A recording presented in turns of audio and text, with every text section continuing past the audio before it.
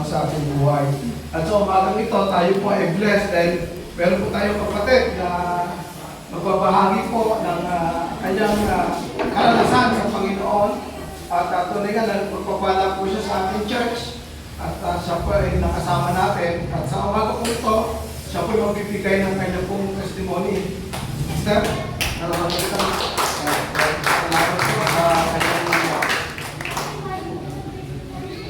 pakilala po kayo.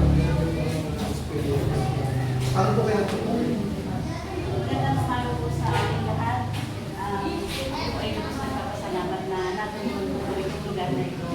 Kasi nung hindi pa po ako nakakagabi dito, talagang may iba po akong nararamdaman na wala pong mother ko ng January 15. Pero hindi po ako makamumpun. Parang may hinahanap po ako. Parang sinisisi ko yung sarili ko. Wala ako sa tabi niya.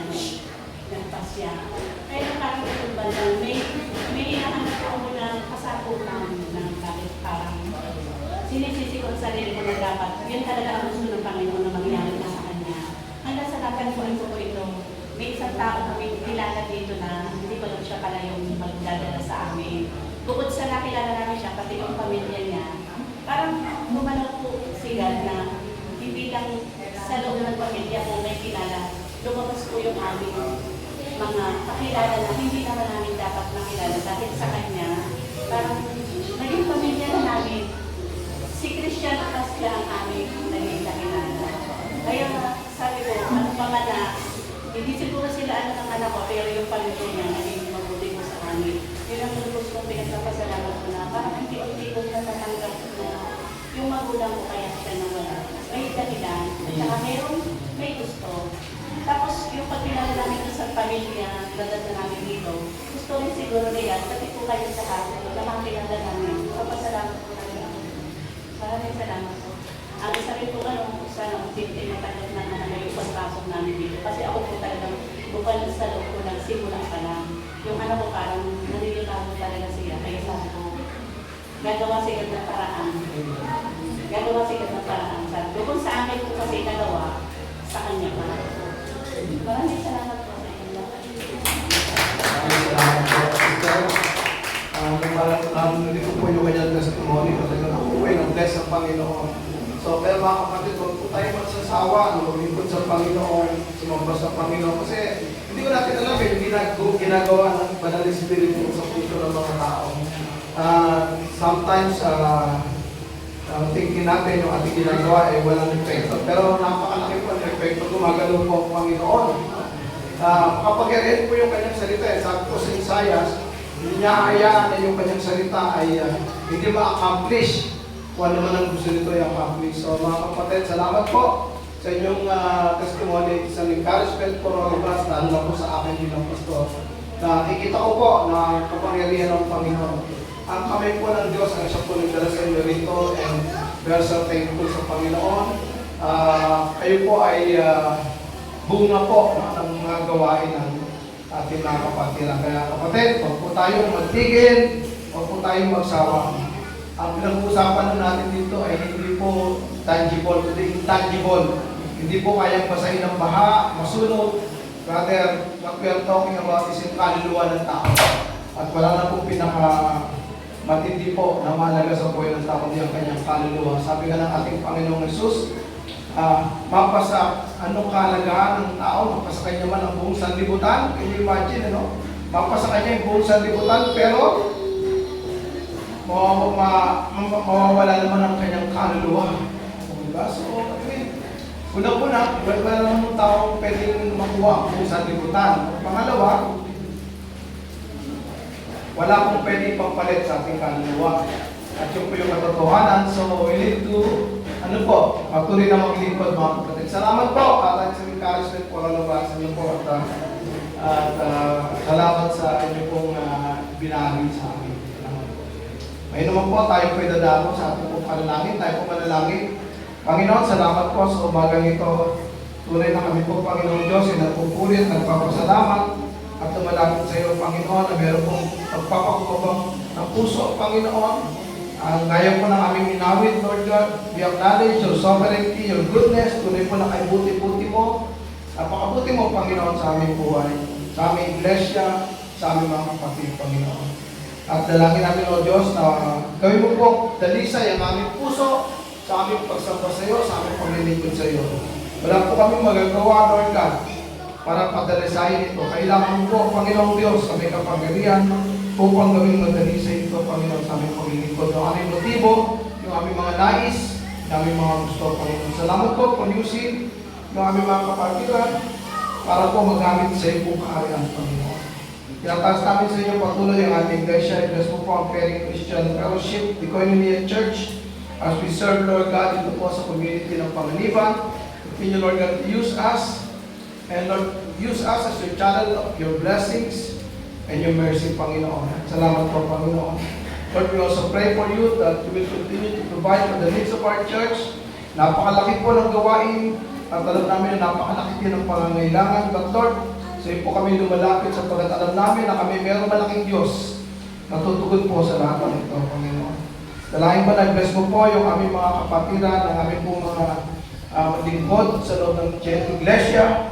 Dalangin po, Lord, na patuloy niyo po sila encourage at pakita po nilang Panginoon ang iyong presensya at ang iyong gabay, Panginoon, as we serve you, Lord God, sa iyong pong iglesia, Panginoon.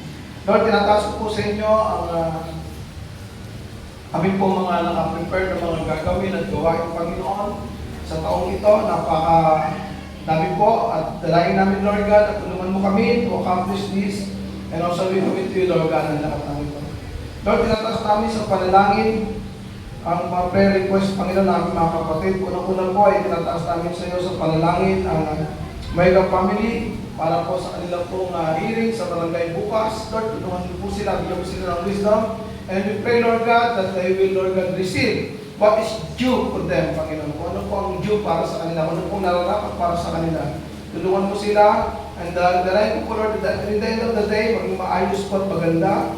And Lord, we pray na tulungan niyo po sila na masolve na po yung kanilang problema, at ito po ang nagdadala sa kanila upang sila po ay mahulog sa mga tao na mga may meron pong masasamang nais sa kanila, Panginoon. Tulungan mo po na mabalik po yung kanilang mga nawalang salapi. And Lord, I pray na tulungan mo po sila, Panginoong Diyos, na maayos na po yung kanilang pong problema, Panginoon, especially po sa kanilang tubig, Panginoon. Lord, tinadalayan ko rin po sa inyo ang aming athlete. Meron po siyang problem sa kanyang mata.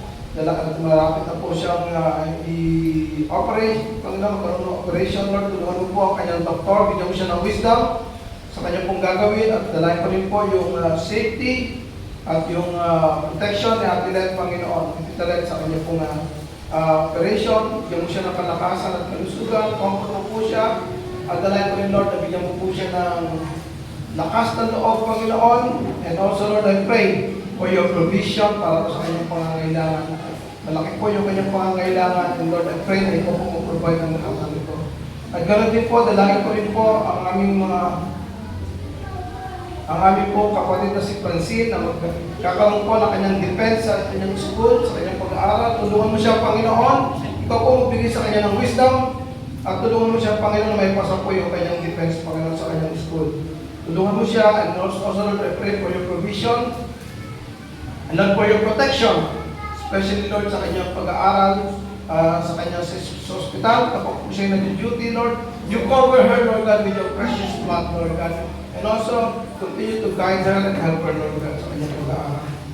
At dalayan ko rin po, Panginoon, sa umagang ito, ang aming kapatid na Rui, sa kanya pong birthday, Lord. Salamat po sa taon na ipinagkaloob mo sa kanya. May you continue to bless him, and also, Lord, provide for his need. And also, Lord, na ito pong taon ay dalagdag mo sa kanyang buhay, ay isang pong taon, Panginoon, na mas lalo po siya mag-ibayo, na makilala ka niya, na sampain ka niya, Panginoon. At hindi lang po siya, Lord God, maging AA, but rather, Lord God, tuloy nga po na A sa harap niyo, Panginoon. Makilala ka niya, Panginoon. Personal, bilang sarili niya, bilang kanyang Panginoon sa kanyang buhay, na magaling ka sa kanyang buhay. And Lord, I pray for you to bless him. Also, Lord, yung kanyang pong family. At dalayan pa rin, Lord, na salamat po sa katapatan mo sa kanyang pong honor, Panginoon. Tunay nga po na blessing po siya sa church. Kahit ako po, Lord God, ay natutuwa para sa kanya, Panginoon. Yung kanyang desire na mag-aaral at mag-invest para po sa kanyang pag-aaral. So Lord, protection mo po siya. Ingatan mo po siya at dalayan ko, Lord, na pag lumaki siya, maging successful siyang tao, at makatulungan niya ang kanyang pong mga magulang, Panginoon. Bless him, Lord God, as he is a blessing to each and every one in our church, Lord God. Salamat po. Ganun din po, dalangin din namin ang aming teacher Ann. Salamat po, Panginoon, sa kanyang pong buhay, sa kanyang paglilingkod. Salamat po sa kanyang birthday. Salamat po, Panginoong Diyos, na hindi po siya nagsasawang maglingkod sa kanyang pong katapatan, na kung paano niya po ginagamit yung kanyang pong kaalaman upang kayo po, Panginoon, ay mapaglingkuran. Lord, dalangin ko na makaingatan niyo po ang aming teacher Andrea. May you continue to bless her and help her, Lord God. And also, Lord, I pray that you will continue to guide her. And Lord God, we pray that you will bless him and bless him more. Bless her and bless her more, Panginoon. Salamat po, Panginoon. Ganun din po, tinataas ko po sa inyo ang aming tagapagsalita, ang aming Pastor Jake sa kanyang pong message sa umagang ito. Tulungan mo po siya. Use him as your mouthpiece. And Lord God, bless and anoint yung kanyang pong mensahe, Panginoon, your message.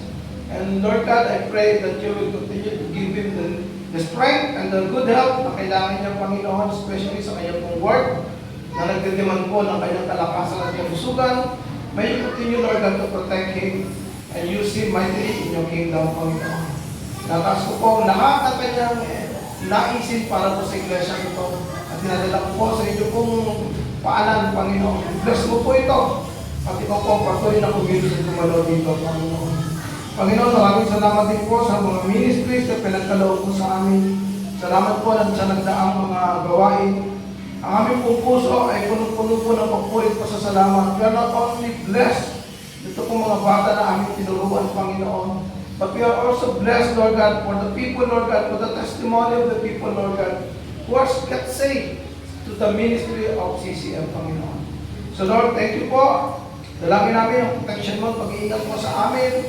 Batayan mo po, Panginoon, ang lugar na ito, and also may you bless ang community ng Panganiban. Bless mo po ang pamilya rito. At dalangin namin ng Diyos na makilala kanila bilang sarili nilang Panginoon at tagapagligtas. Salamat po, Panginoon. Purihin ka, salamala ka sa pangalan ni Jesus, na aming Panginoon tagapagligtas. Amen. Amen. Tawagin po natin ang ating pong Pastor Jake para po sa mensahe po ng Panginoon.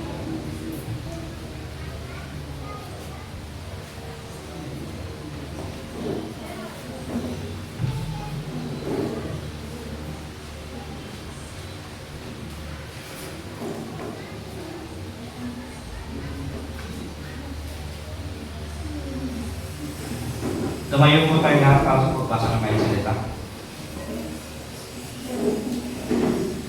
Buksan niyo po ang inyong mga Biblia sa Marcos chapter 1.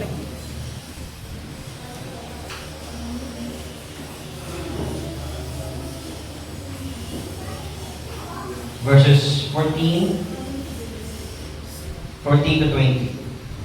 Basahin ko po sa inyo, sabayan niyo po ako. Muli po, ang ating kasulatan ay sa Mark chapter 1, verse 14 to 20.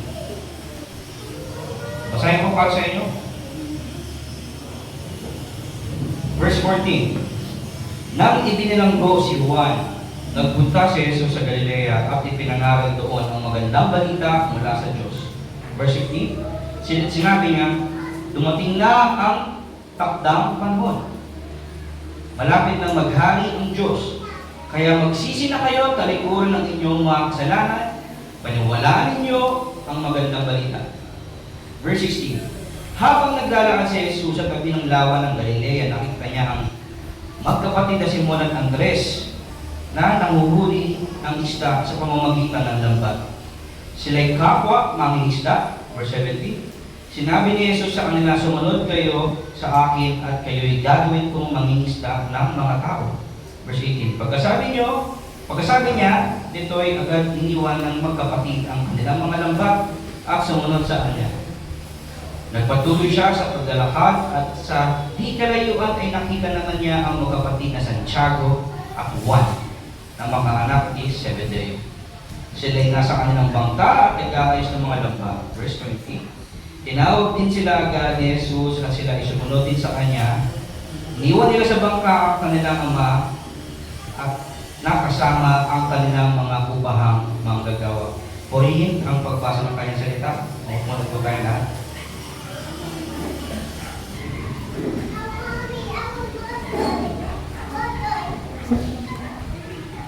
Heavenly Father, Lord God, we pray na prepare us on hearing this message.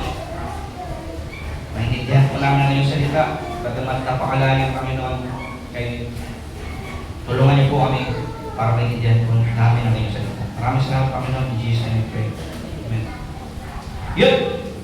Very familiar po ba sa inyo yung binasa natin? So, recently, ito po yung mga kasama sa mga BBS teachings natin from last year and this year, which is lesson 1. Ang motive pa ng message na yun is, come, follow me. So ito yung sa Fishers of Man. Although dito sa perspective, the Mark, mas much detail siya compared kay Matthew and kay Luke. And for the longest time, binabasa ko to, kasi hindi ito yung first na binasa ko itong text na to sa pagtawag ni Jesus Christ kay Peter at kay Andrew. Kasi napaka-straightforward yan, di ba? Pumunta siya sa Sea of Galilee, tinawag niya si Simon Peter, sumunod sila. Napaka-straightforward masyado. And sometimes, pag binasa natin yung text, parang yun na yun. Parang yun na talaga yung sinasabi, no? So, I think, apat na beses na po ata itong tinakel, itong come follow me sa Fishers of Men. And I think itong fourth one, na talagang tinubuan po para sa inyo. Medyo lumabas po siya dyan.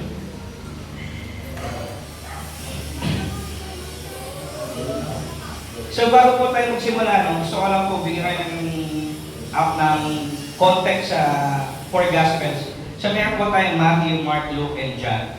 Pakita po natin pag binasa po natin yung Matthew, Mark, Luke, and John. Very similar po sila ng nilalaman. Kaya nakita po natin sa Matthew, Mark, Luke, John, lahat po nandun yung text na tinawag ni Jesus kay si Peter at si Andrew. So, just for in context, sa Matthew, nung sinulat niya po ang kanyang gospel, is nandun po sa perspective ng being tax collector. Si Matthew po ay tax collector.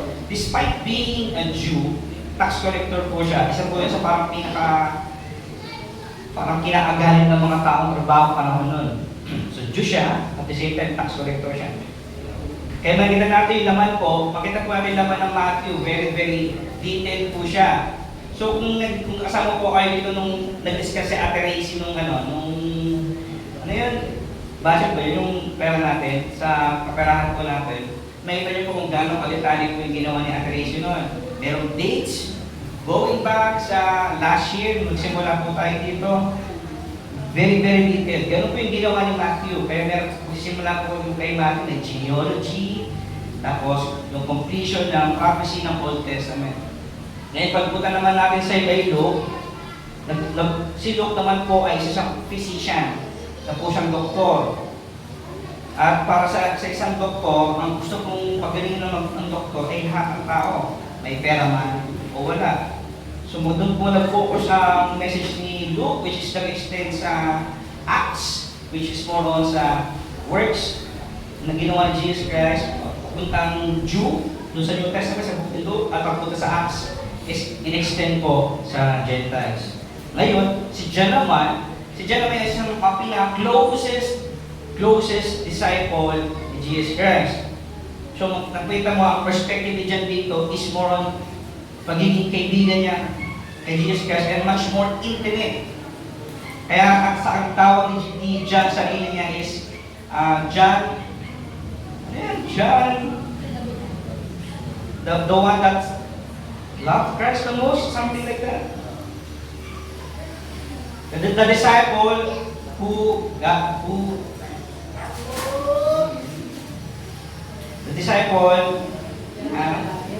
John the Beloved, nakalimutan ko yung buong word, pero siya parang pinakamamahal ni God. So, ganun po yung pagkakadiscover sa sarili niya na mahal siya ni Lord.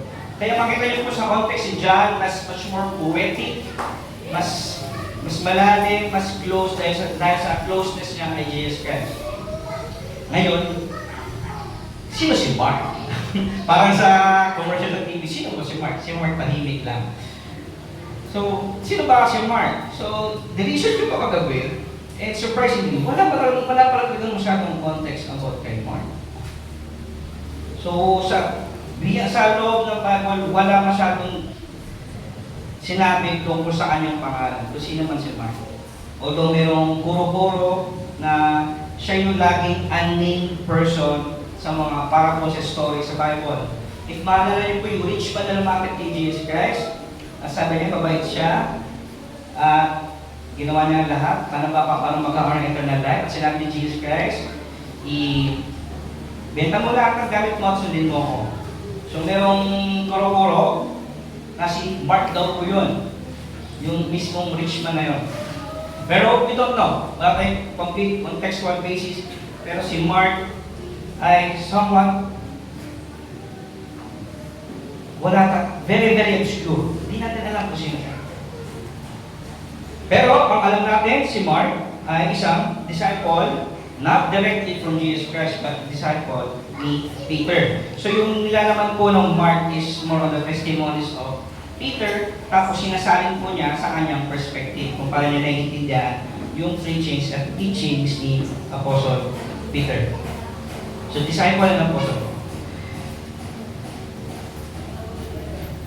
Pero ang makita po natin, ang perspective po ni Mark dito, the way tignan niya si Jesus Christ is a slave or a servant. So the way he described niya si Jesus Christ sa kanyang gospel is a slave or a servant, but a perfect one. A perfect slave or a perfect servant. Kaya pag nakikita nyo sa book ni Mark, wala din yung birth ni Jesus Christ. So makita mo sa Matthew at sa Luke, nandun yung birth ni Jesus Christ. Pagpunta mo kay John, nagsisimula sa Word, which is the beginning of time. Pero pagdating natin kay Mark, chapter 1, nag-start po agad, fishers of men, nagtawag agad ng disciples. Ang significance po kasi nito sa tradition po before, sa Jewish, kapag slave ka, ang birthday mo ay unnecessary, unimportant. So, para silang pakialam sa birthday mo. Ang lagi nilang tinitignan is ano ang usage mo, gaano pa kagaling na slave. At ganun niya dinescribe ni Jesus Christ, not just a slave, but a perfect slave. So yun po yung context ng Matthew, Mark, Luke, and John. At mag-focus po tayo sa Mark, dito sa context na ito. Dito po, dinescribe ni Mark tong start ng ministry ni Jesus Christ. So, okay. Basahin po natin sa verse 14, no, sa Mark. So, basahin po sa inyo. So, sa English, so, after John was put in prison, so ang John po dito is si John the Baptist. Kung ang kilala po sa John the Baptist as the spearhead of the ministry, in-spearhead po niya, siya yung nag-prepare ng way ng pagdating ni Jesus Christ. So, after John the Baptist was put into prison, Jesus went into Galilee proclaiming the good news of God. Sa New King James, now after John was put in prison, Jesus came to Galilee preaching the gospel of the kingdom of God and saying, verse 15, and time is fulfilled and the kingdom is at hand. Repent and believe. Ngayon, focus po tayo sinabi niya na good news, gospel. No? So dito, dahan-dahanin po natin, tingnan natin sa Tagalog. No? Pwede mo magbasa sa Mark chapter 1 verse 14, Tagalog. Verse 1:14.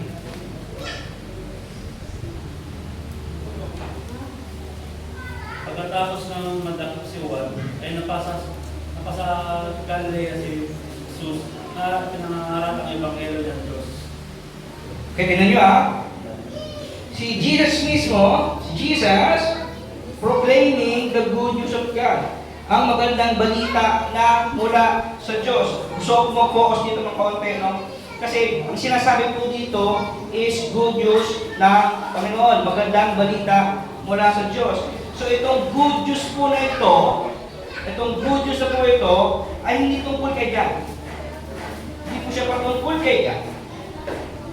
At ito ay tungkol sa good news na galing mismo kay God. So hindi po siya gospel. So pag sinabi po natin gospel, good news. Ito yung gospel, good news. So, hindi po siya gospel ni John the Baptist. Hindi siya gospel ni Mark, hindi siya gospel ni Matthew, ni Luke, or John, but the gospel of God. And we see here Jesus Christ proclaiming the good news of God. So, of God, ng Diyos, mula sa Diyos, it is possessive. Ang ibig sabihin po nito, itong good news na sinasabi ni Jesus Christ, ang may-ari nito ay ang Diyos. Ang sumulat nitong message na ito, itong salitang ito, ay ang Diyos. Hindi si John the Baptist, hindi rin mismo si Jesus Christ, but of the fathers, which is now the Son is declaring. Pwede ko po So itong message ito is not from Jesus Christ, but from God the Father, which is now being declared by Jesus Christ the Son. Ang gospel na sinasabi dito ni Jesus Christ, na ang gospel na sinasabi ng gospel ni God is the coming of the kingdom of God. So what does it mean, the kingdom of God? Sabi dito, Tagalog, malapit na maghari ang Diyos. Malapit na maghari ang Diyos. Tagalog, ang coming of the kingdom of God, ang Diyos ay darating para maghari dito mismo sa lupa. So kung mapapansin nyo, kung nagbabasa kayo sa Old Testament, ang laging motive nun, ang laging tema ng Old Testament, mayroong parating. May parating na hari na maghahari para sa atin. May parating na tagapagligtas. May parating na Messiah. May parating. At dito, dinideclare ni Jesus Christ na the King, sabi niya, the time is fulfilled. The King is coming. Today we know that it was Christ. Yung King na hinihintay nila is Christ. It came about to bring about salvation those who have waited for Him. So itong the coming of kingdom of God is the coming of God Himself to dwell amongst us, to visit us in this fallen world, and to manifest the rule of redemption that He brings to pass at the coming of the Messiah. So makikita po natin, no? Ang sinasabi po dito ni Jesus Christ, yung the coming of the kingdom of God is not just simply in a spiritual sense or an expectational sense na darating na siya. Ang sinasabi ni Jesus Christ, nandito na, is at hand.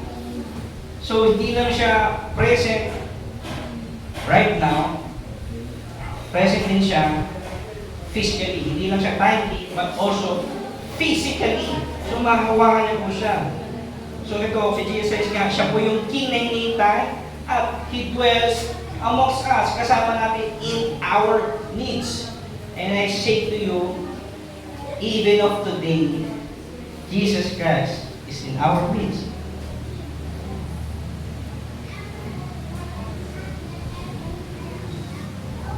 It's just for a short one, no? John, who announced the coming of John the Baptist, who announced the coming of the kingdom is near, was put to prison. So after maput to prison si John the Baptist, Jesus Christ followed John the Baptist's footsteps and continue the preaching the good news of God. But the thing now is different. So makita natin sa Matthew 3 verse 2, si John the Baptist po ito, ang sabi ni John the Baptist, repent, for the kingdom of heaven has come near.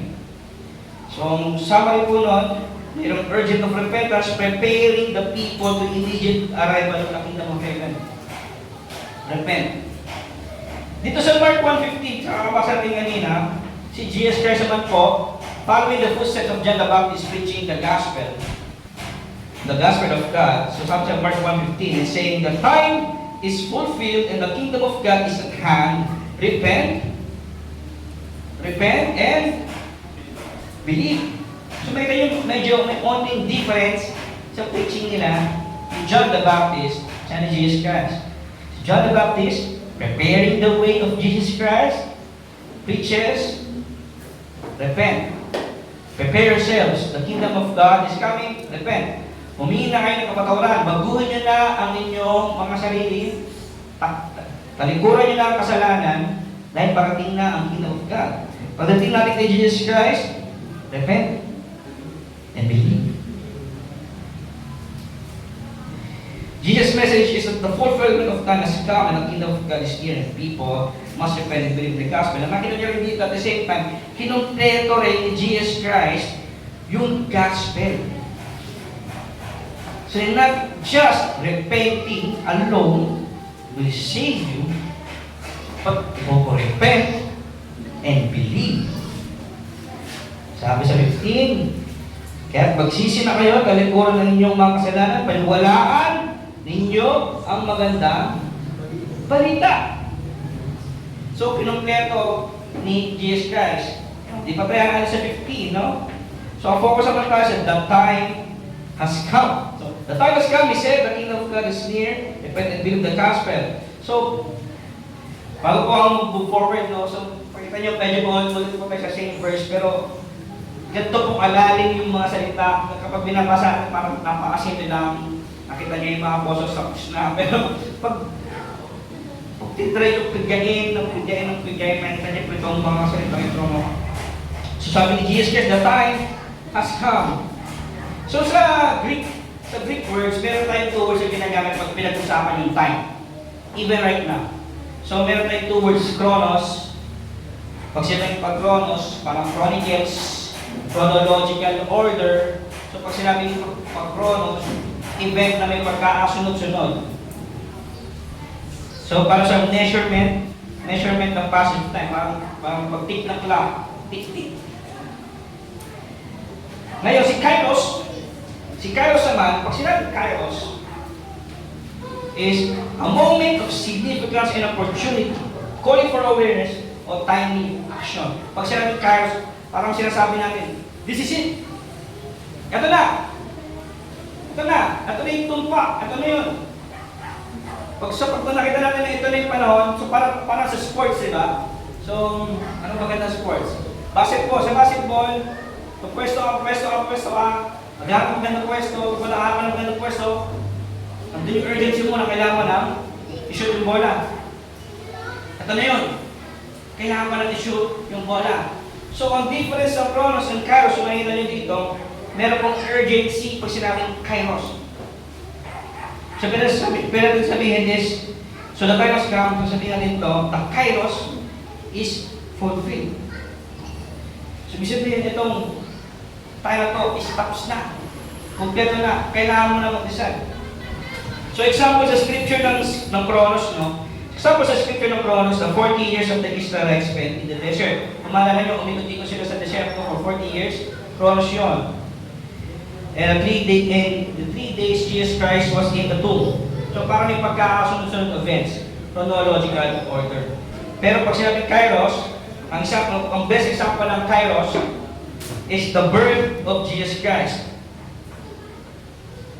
Sabi sa Galatians 4:4, but when the set time had fully come, God sent His Son, which is in Galatians 4:4, and at the same time in Mark 1:15, the time has come. So itong Kairos po, no? Para siyang kailangan mo na mag-decide.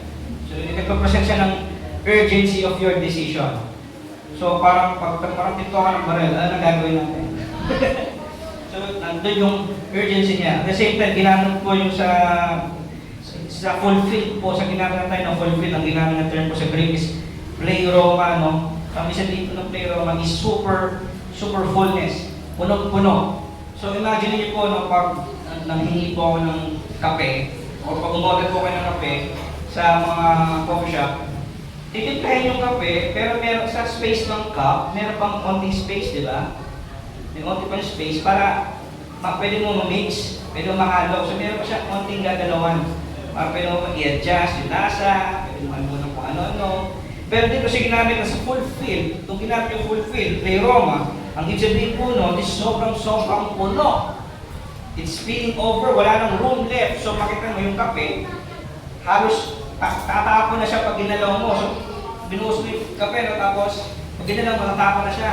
Kasi puno na siya. Hindi na siya puno, pero puno na siya to the point na tatapon na yung nilalaman niya.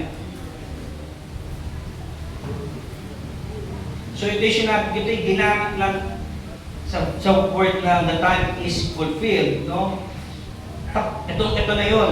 Wala nang iba. Hindi bukas, hindi late than 5 minutes, hindi next 5 minutes, hindi, right now. So, yung urgency ng pangyayari at yung decision na kailangan gawin ng mga Israelites during that time is now.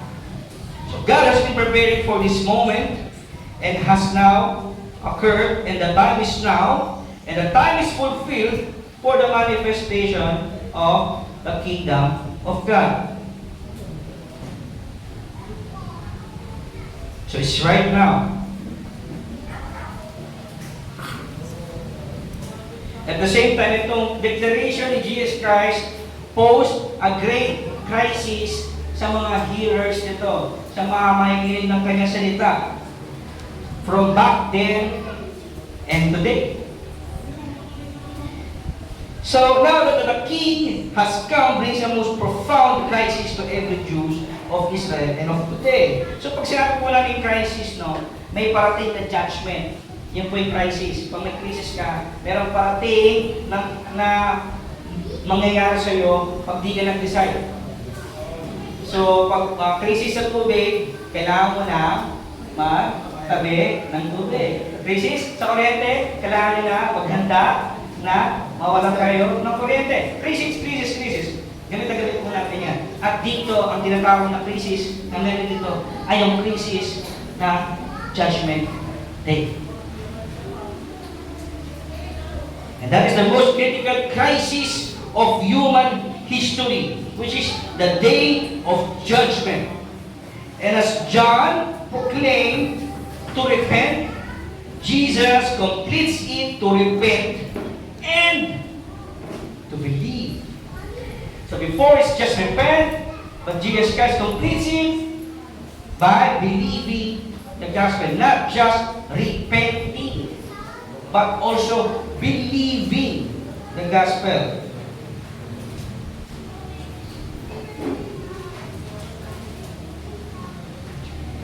So yun po yung sinasabi na crisis na ina-ask ni Jesus Christ noon. Dahil dumating na. So mabasa po natin sa John 3:16 and 18. Ito po yung judgment na sinasabi. Ito po yung crisis. 3:16 and 18. Basahin po sa inyo, no? Kabisado niyo ba? John 3:16? Christian, no? Okay, ha? Hindi ko na kayo Pero sabi sa John 3:16, For God so loved the world that He gave His only begotten Son, that whoever believes in Him shall not perish, but have eternal life. 18. Whoever believes in Him is not condemned. But whoever does not believe stands condemned already because they have not believed in the name of God's one and only Son. So naalala ko ito ng John 3:16. Very, very sweet. Whoever believes in Him shall not perish but have eternal life. And the opposite is also true. Whoever does not believe in Him shall perish and will not have eternal life. So ito po yung crisis na kinakaharap ng Jews noon and even of us today.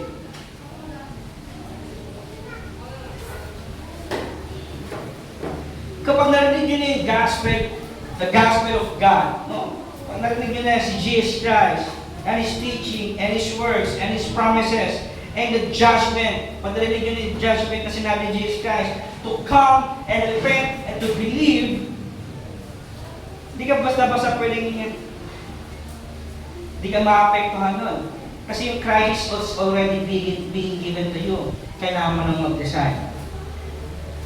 And if you decided, during that time na narinig mo si Jesus Christ, you have decided to believe and to repent and to follow Christ, ito yung one of the most memorable days sa atin eh. At the same time, ito yung parang pinaka-sweet and best time na nangyari sa buhay natin.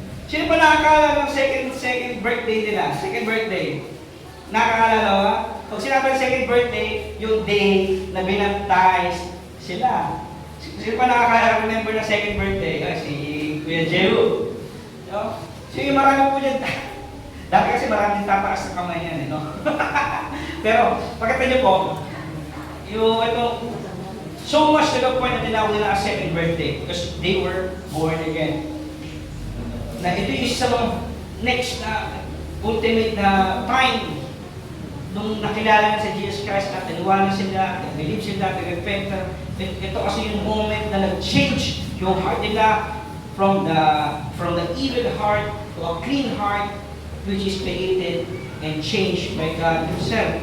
But at the same time, if we have heard the gospel of God and the judgment that is about to come, and you decide to reject it, you're already condemned. You cannot decide later, or tomorrow, or the next day, or the next week. The moment na dumating yung narinig mo, yung salita ng Diyos, you have to decide right now. It's a crisis. Sabi ni Jesus Christ, it is here. It is at hand. It is here. You have to decide right now. Your time right now to believe is right now. Right now, the time you need to decide of your faith, if you're going to heaven with me or to hell, with the destruction of your soul, is you decide right now. And again, I repeat to you guys, you decide right now. So if you end up going to heaven, thank you, Lord. But if you end up going to heaven, God is just giving what you wanted. It's not even a punishment. He's just giving what you want. You don't want to live with me. You want to live a sinful life away from me, then I will give you just that. Away from me, which is what you want. Yes, God is a loving God. Amen po. And He doesn't force us to things. And when it comes to salvation, it is being offered as a gift. As a gift po. Binibigay po ang salvation as a gift. And there's two actions pag inabutangan ng gift. Ano yung two actions na pag binigyan ng gift? It's either you receive it or reject it. Regalo mong binibigyan. Libre, walang bayad. At ang karakteristik mo ng gift ay itong gift na to is not deserving for you because it's just a gift. You did not earn anything, wala kang merit para ma-earn yung gift, binigay lang sa'yo. Wala kang ginawang kabutihan, good enough, para i-offer sa'yo yung gift. No. Hindi dahil Jew ka o yung parents mo mabait kaya i-offer sa'yo yung gift. No. This gift is being offered to you and not just lahat ng Pilipino i-offer. No. is being offered to you, is being offered, named after you, personally being delivered to you, and you decide, do you repent and believe? Or you do not repent and you do not believe?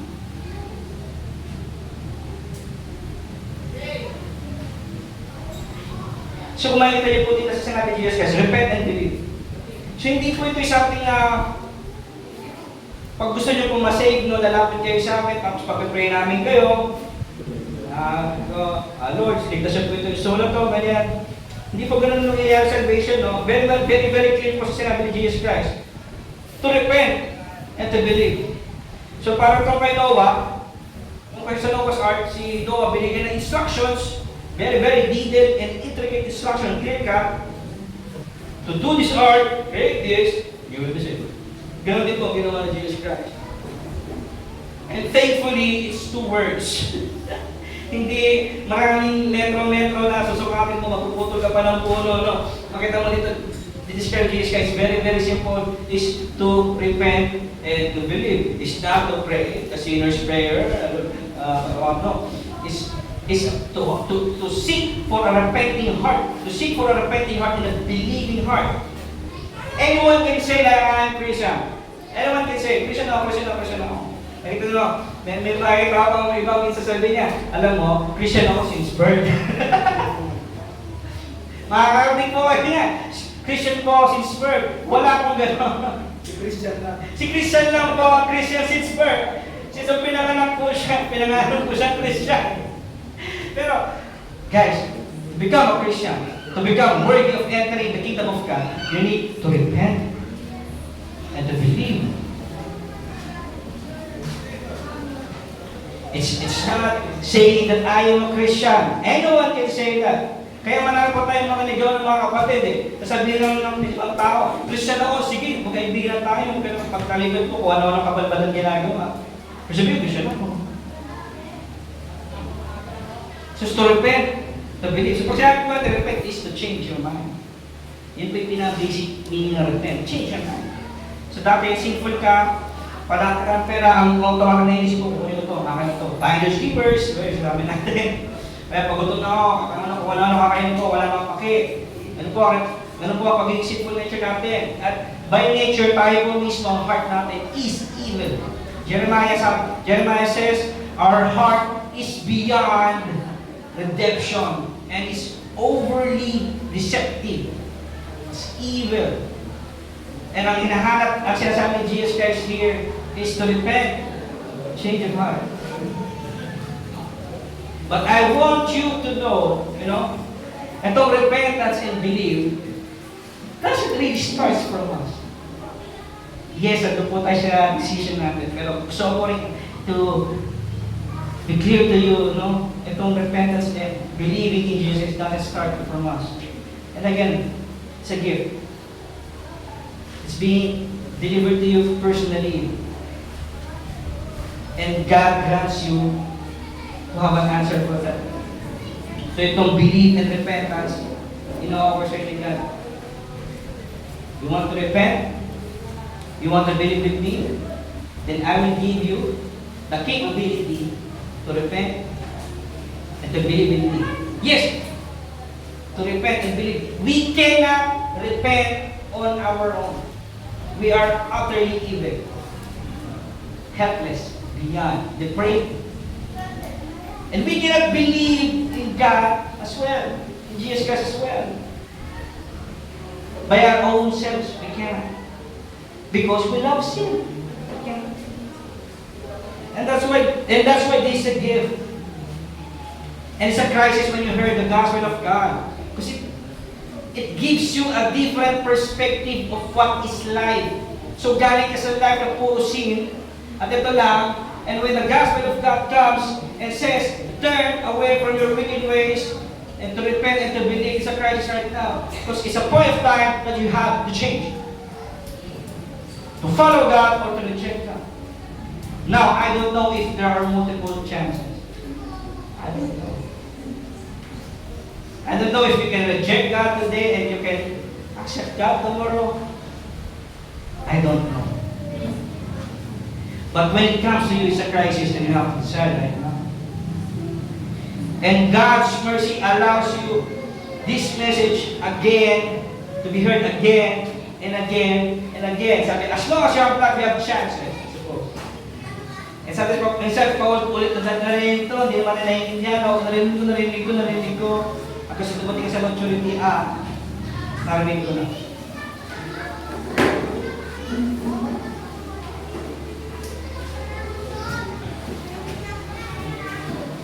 So you can see the gospel is a two-edged sword. It's not just a sword that saves, it's also the sword that destroys.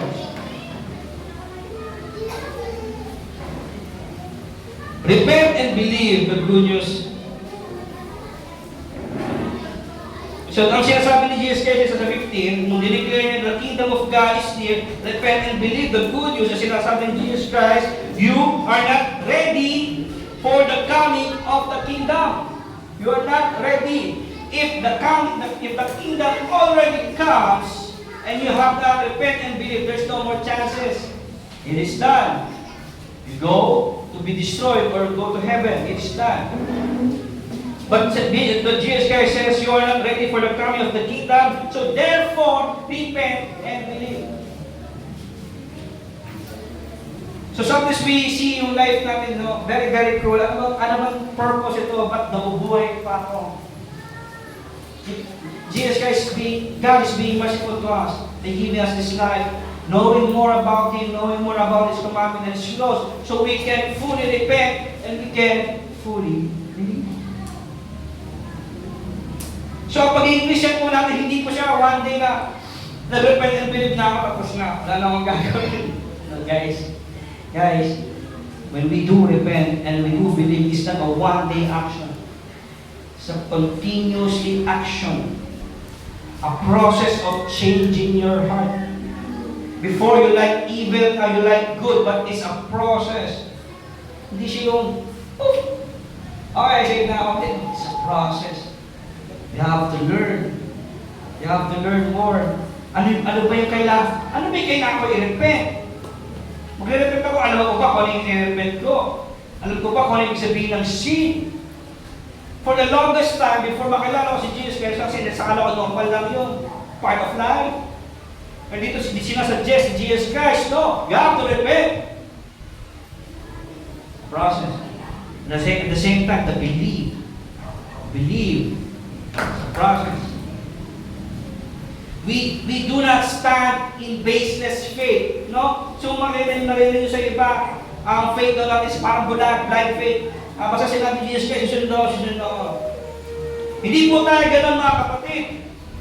Ang faith po natin is full of evidences, and it happens daily in our lives. Now, if you don't see these evidences, then pray to God that you see these evidences.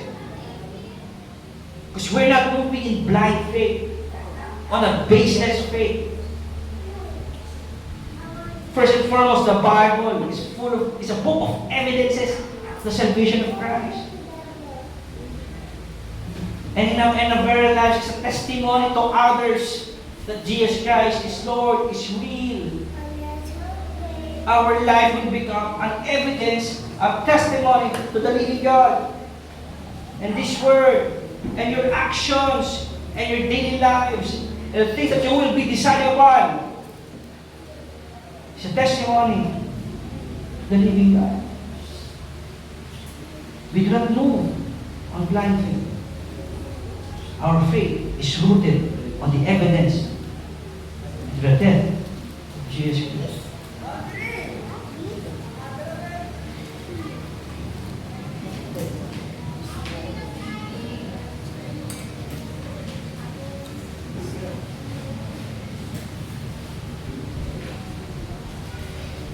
So yun po yung sa simula ng ministry ni Jesus Christ, He started to evangelize, preach the gospel of God, to repent and to believe.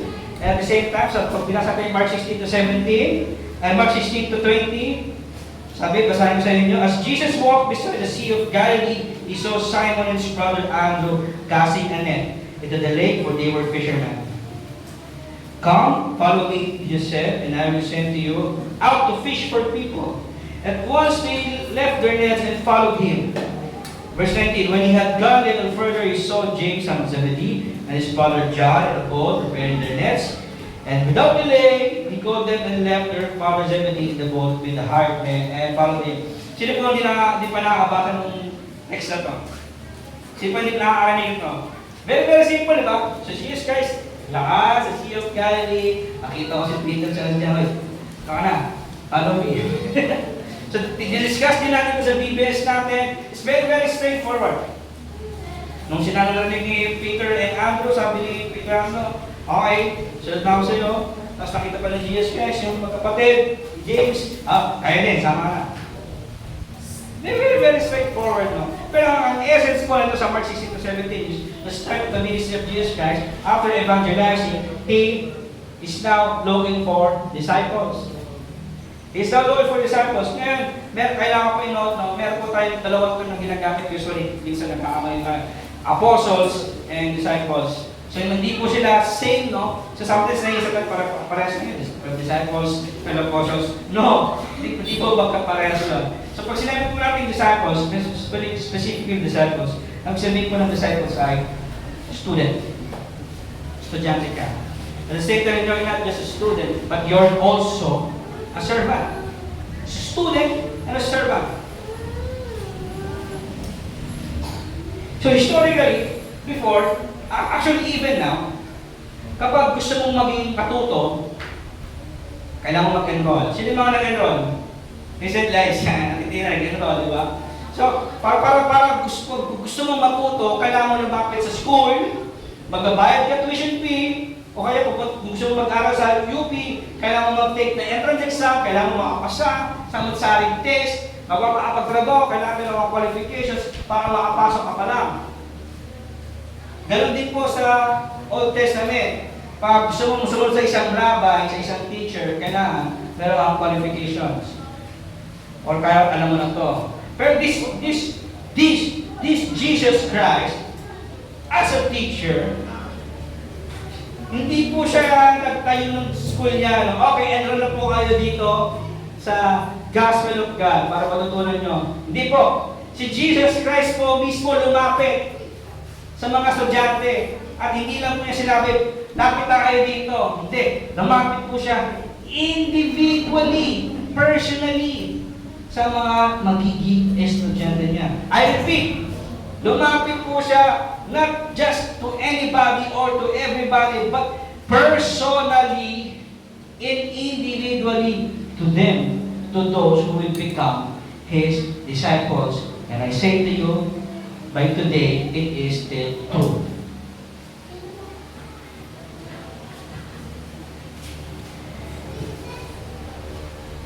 So in this case, the Lord Jesus takes His disciples, choosing them one by one, naming them one by one personally. Come, follow me, Jesus said. So, just a fun fact, si Jesus Christ, pag nagtuturo po siya, ano po siya, para pathetic teacher. Pag sabi para pathetic, hindi po siya pathetic, no? Hindi po yun. Pag nagtuturo po siya, naglalakad po siya.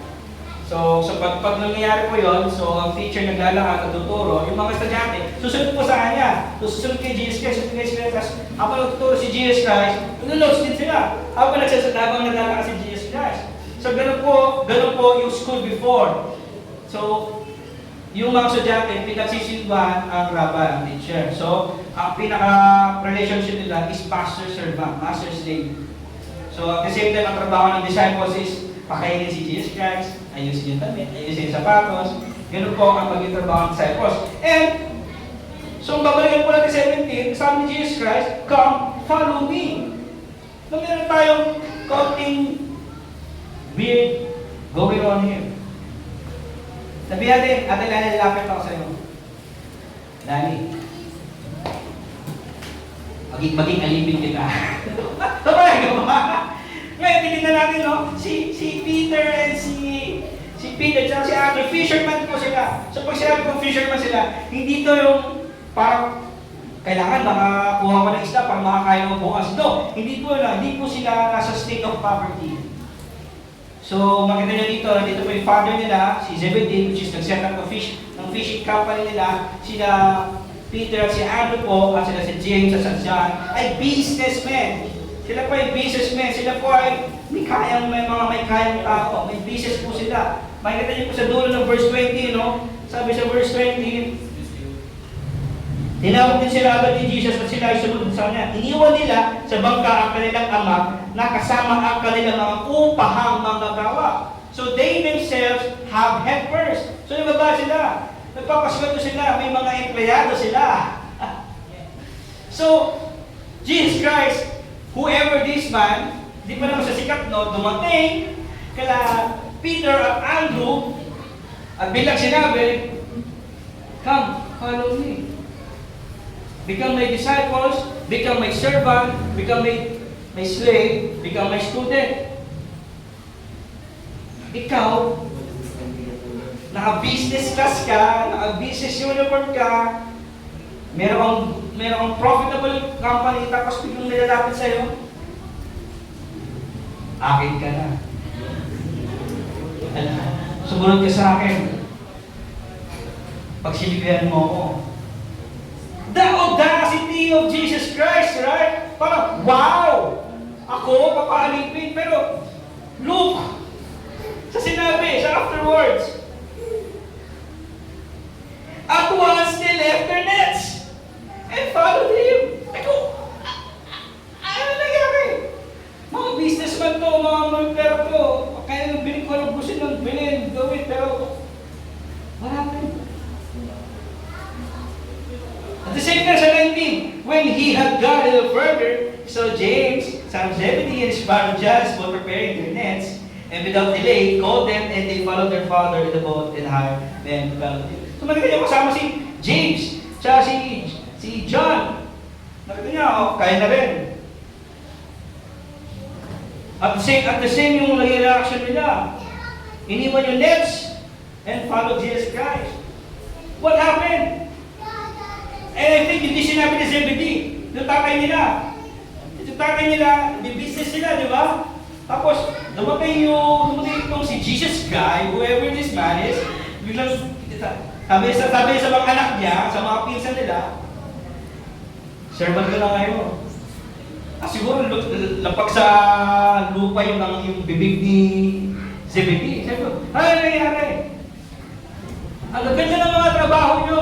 Ang gaganda ng business nyo. Ang dami natin pera. Susundan nyo ito para may nalipin. And we see the father with saying all this, and they thought being a fisherman is not a poor man's job. They're businessmen. And historically, even today, there are only fishers na meron available sa Galilee. Ganun po ka-rich yung Sea of Galilee. So parang sabi nila, ano nangyari? And I tell you, Jesus happened. It was a crisis. It was a day to decide. And when Jesus comes to you personally, it is now. It is time. You have to decide right now. At nang sabi ni Jesus Christ, come, follow me.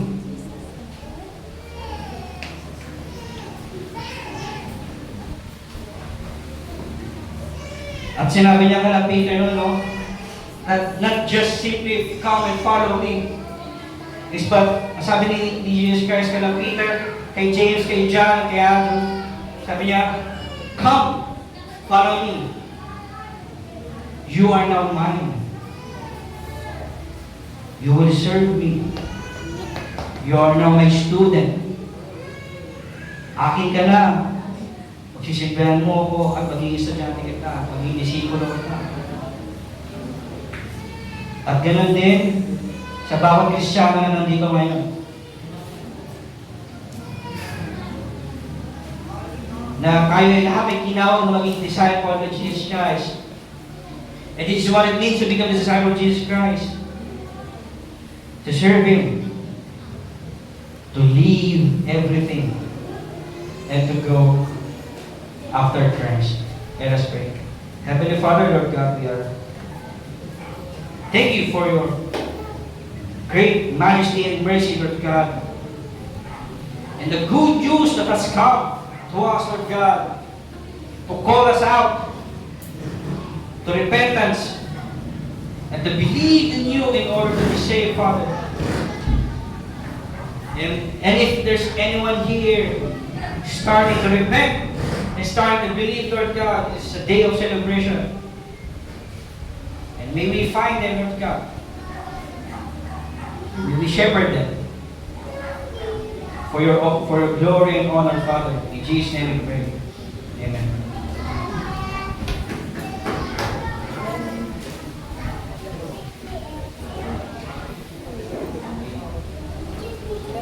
Salamat po, Pastor Jim. Nakagili po ng ating pananambahan ay ang pagkakalob po ng ating mga ikapo at kaloob para sa Panginoon. At sabi ng Biblia, tayo po magbigay ayon po sa ating kakayahan at sa estado ng ating puso. Ang pagbibigay po ng kaloob sa Panginoon ay isa pong uri ng ating pagsamba sa Kanya, acknowledging that He is the sovereign of everything and even yung ating po mga possessions at ang ating po mga tinapakili sa buhay. So, ito po ay papapakita natin ang pagsamba. Ang tawag po dyan ay worship and giving. Salamat sa Panginoon.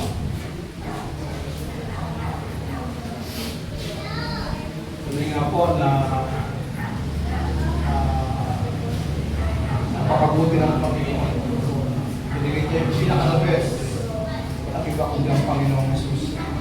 Hinaya ko pong lahat ng tumayo para po ipanalangin ang mga kaloob nito. Panginoon, salamat po sa mga kaloob dito sa aming harapan. Panginoon, ito po yung aming tinataas sa iyo bilang aming pagsamba, Panginoon. Kilala na kayo po ang may-ari ng lahat at ang lahat po ay nagmumula sa iyo. Tulangin namin, O Diyos, na pagpalain mo ito at gamitin mo pa ito para po sa ikalalago ng iyong kahayaan. Salamat po sa lahat ng ito, Panginoon. Purihin ka sa ngalan ni Jesus. Amen. Hindi po, bahala po tayo makaupo. Ngayon po, tayo po dadako sa ating mga paalala. Sa mga tipong, meron po ba tayong mga paalala o Announcements. announcements? Announcements. Baka meron po kayong Birthday. birthday. Okay, so siguro po, diba na po tayo sa mga po yung youth Bible study every day. ito po si Pastor Jake para sa iyo. No. So, balik po sa this coming weeks, no, meron po may prepare na youth ministry. So, mag-start na rin po yung youth ministry. Just like Jesus Christ started His ministry, i-start na rin po ang youth ministry natin this coming Saturday. It will be led by Ate Lacey, which is wala po siya kailangan. So, pero siya po mag-lead ng every Saturday. So, pagpasensya po si Ate Lacey, no, with student, nasa unit po siya. So hopefully magkaroon po siyang free time on Sundays and more likely ang free ka niya ay Saturday. So yun po. So sa mga youth na gusto pong attend, planning to attend, pwede niyo po kontakin, pwede rin po duloy sa Ate Racy. So it's a 4 o'clock sa time. I think morning po ito. Which is morning ba? So last time is morning po. So kung gusto niyo pong attend, sabihan niyo po ako o siya si Tracy para masama po kayo sa group chat. Baka magbago po yung oras para at least alam niyo rin po yung time, tsaka yung place, so po kami meet. So, at the same time po, pag-pray din po natin yung sa yun. At the same time po, music ministry. So, practice po sa bahay. Anong oras po ate? Tuwing 5 o'clock po. So, for now, sa bahay. Habang wala pa tayong pwesa na para pagpapakisahan, so pumunta po siya bahay. So every 5 o'clock, may sinasabi siya ate, ha? Yung baptism si Anessa. Wala ka na ito namin dito. Yun na natin. Ano sabi mo? Baptism. Wala. Yung, di ba, yung baptismal, so kasi merong isang youth na Kasi yun po, no? So meron po namakit na youth for baptism po. So magpa-plan out po tayo para sa baptismal day. So pag-pray po yung day na yun. Sino man po yun namin. So, mag-pray po natin siya to be prepared sa day of baptism po niya. So, kung meron pa pong gustong umabol po sa baptism day, wala pa naman pong date, pero yun po, you decide right now! It is now! Yun po. Ano po? Birthday is my, ako na nag-announce. Kayo po yung nag-announcement sa music ministry, sa baptism, sa music ministry, at meron po ba, children's ministry, meron na po ba? Meron ba? Wala pa po. So, pray po tayo sa pagbabalik ng children's ministry. Ngayon, medyo lumulobo na po tayo guys. Dati, itong upuan lang po yung pupuno. Ngayon, dito na po tayo, sa likod na po. Thank you, my Lord. Wala nang karaoke dito na nakakabay. Puro upuan na lang. So, be ready po tayo sa salita at sa mga vision din po natin. Yun na po. Ito sa akin. Sige po, salamat Sir Jake. Ayun, dun po sa mga nagnanais po na mag-undergo sa bautismo. So, pwede po akong approach. Kasi meron po nag-express ng kanyang desire na kaya tulad na gusto mo po tayo. So, para po may schedule po natin at makaano po tayo ng lugar, ng pool, ng swimming pool, kung saan po pwede natin ano po yung ating water baptism. So, welcome po. Approach lang po yung ating mga leader. Tapos, nice din po natin patiin yung mga celebrate na kanilang happy wedding anniversary. Yeah. Happy nga ba? Sino po ito nag-celebrate ang wedding anniversary? Wedding! Birthday! Sa mga birthday naman, of course, yung ating mahal na teacher, si Ma'am Andrea, birthday niya. Si Kuya po, tapos si Louie. Yeah, birthday. Si birthday ka pala?